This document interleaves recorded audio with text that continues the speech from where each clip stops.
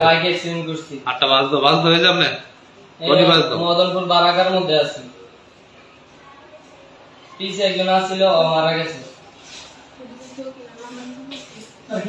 এখন কি আসবেন আপনি? এখন হেরা কি কইব? ফোন দিলাম আমি আপনার, কেউ কিছুই কয় না। বাইক ছিল সাথে? হসপিটালে আছি। কি হয়েছিল? বারাকা, মদনপুর বারাকা। গাড়ি কি নিয়েছিল না?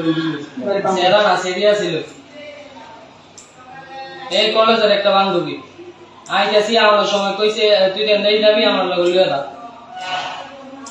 হ্যাঁ চলে আইতেলে পরে বাসে মাইরা দিছে। মাথার উপরে গাড়ি গেছে। না হাওয়া মারা গেছে। নাম নাই লাই। প্রিয় দর্শক, সম্পূর্ণ বক্তব্যটি আপনারা শুনলেন।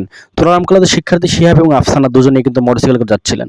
সামান্য একটা ভুলের কারণে বিপদ আল্লাহ কখন দেবে বলা যায় না, তবে নিজেদের সতর্ক থাকতে হবে যে সামান্য সময়কে বাঁচাতে গিয়ে নিজের জীবনকে যেন বিসর্জন না দিয়ে ফেলি। সামান্য ভুলের কারণে আফসানাকে তার জীবন দিতে হয়েছে।